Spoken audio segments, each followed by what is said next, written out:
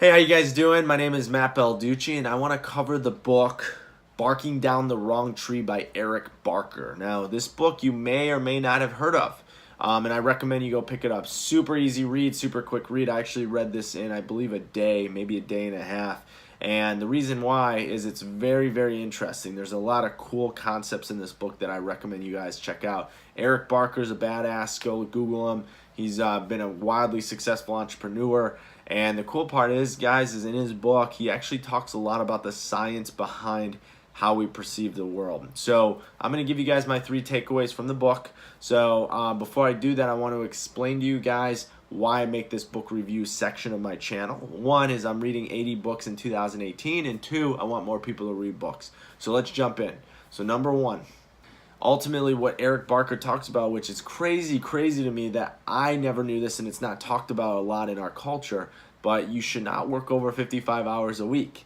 And I know for some people out there that's controversial, and some people are going, fuck yeah, Matt, yeah, that's what I'm talking about. I should be not working that much. But in our world today, we work pretty much 70 to 100 hours a week. And the reason is we're mentally always thinking. Mentally, we're thinking about our business. Mentally, we bring our businesses home because of our cell phones, because of our emails, and we never stop working. Now, back in the day, if you think about it, before technology, which, by the way, I love technology, and I'm not talking bad about it, but what we discovered is, and what Eric talks a lot about in his book, is that if you go back in time and there wasn't all this technology, work would be over at 5 o'clock. You'd come home and basically you would have family time. Right? Maybe you might think about business because, maybe you were stressed out or you had a big project or you worked a little that night, but you didn't have people calling you, emailing you, Facebooking you. There was nothing to infiltrate your life outside of work. But now it's basically coming at you from every single angle possible. And again, he gives you scientific proof why you shouldn't be working over 55 hours. And so what I've tried to do in my life is actually limit myself to 55 hours a week. Now, again, I run a business currently that I work about 10 hours in, and I just launched a new coaching company. But ultimately what I discovered is that I'm way more happy when I'm doing the things I love, and I still work my ass off, but you got to systemize it out where you don't break over that, and you'll have a diminishing return over 55 hours. So that's number 1. Number 2.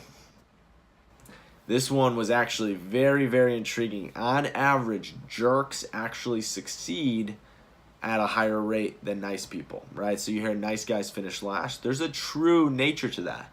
But here's where it gets crazy, is that anybody at the top, the people that have made it to the extreme success, the crazy part is on average, like 80 to 85% of them are actually nice. Now, they went on, they've actually studied this and realized that over time, if you're a jerk, yes, you will move up the corporate ladder, you will move into higher ranks. People will associate that with assertiveness, all those different things, but you'll actually hit a wall eventually because people will read between the lines and understand your bullshit. If you're nice and you don't let people take advantage of you and you're able to push through, you'll actually move up just as fast.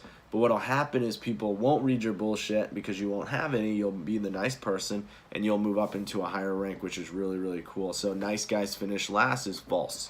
Now, in the book, he talks about how there is a truth to that where a lot of nice people do end up finishing last. They don't end up moving up, and the reason is those are the people that let themselves be taken advantage of. So again, guys, great number 2.